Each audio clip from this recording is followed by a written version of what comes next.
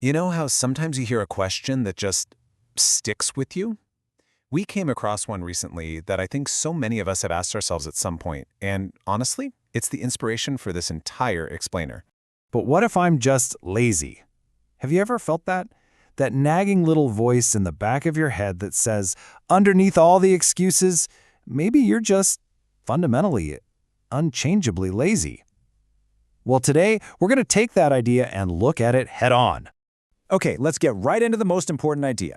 From a psychology perspective, what we call laziness, it isn't some deep character flaw. It's not who you are. It's a signal. Think of it like a check engine light for your mind. It's a symptom of something else going on under the hood. So, our first step here is to completely reframe this whole concept. We're going to shift our thinking away from self-blame and start looking at the biology. What's actually physically happening inside our brains? I mean, think about it. Our society puts this huge value on being productive, right? You're supposed to be grinding, working, studying, just constantly doing.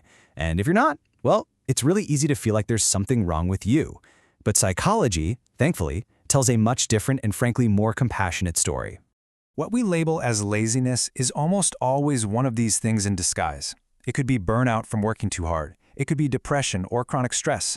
It might even be something called executive dysfunction, which is just a fancy way of saying your brain is having a tough time planning and starting things. Or maybe it's just plain emotional overload. Your brain isn't being stubborn, it's trying to tell you something's wrong. And this right here illustrates the biological reality perfectly. When your mental and emotional batteries are just completely drained, your brain kicks into what we can call conservation mode.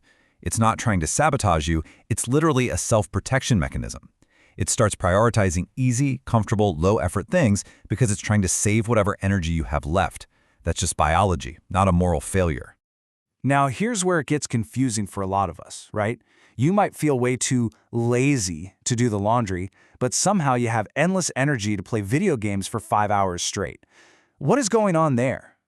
Well, here's the crucial thing to understand. Your brain is a reward seeker. It's fueled by a chemical called dopamine, not by sheer willpower or discipline. Especially when you're already running on empty, your brain is going to naturally chase after activities that promise a quick, easy hit of that feel-good chemical. And this slide just breaks down the why so well. Just look at the difference. On one side, you have life or work tasks. The goals can be vague, the feedback is delayed, and the reward is, maybe, uncertain. Now compare that to a video game or watching your favorite show. The goal is clear, the feedback is instant, and the reward is absolutely guaranteed. Your brain isn't choosing to be lazy, it's making a completely logical choice for the most efficient path to dopamine. So when you find yourself reaching for that comfort activity, it's not really about you avoiding responsibility, it's about your brain running on fumes, desperately searching for a win, any kind of win, to feel a sense of progress and get some energy back. Okay, so this brings us to the solution. If just trying to force motivation doesn't work, what does? Well, the key is to stop trying to find motivation and start building momentum instead. Psychologists have a term for this, the behavioral activation loop. And I want you to notice the order here, because it's probably the opposite of what you've been told. Action comes first.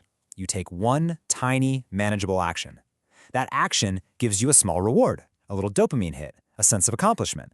That feeling of reward then fuels the motivation to take another small action. See? Momentum builds motivation, not the other way around. So instead of asking, what should I be doing, a much more powerful question is this. What am I already doing that gives me even a tiny spark of energy? You have to start where you are, not where you think you should be. And this is exactly how you put that into practice. Don't fight your current habits, build on top of them.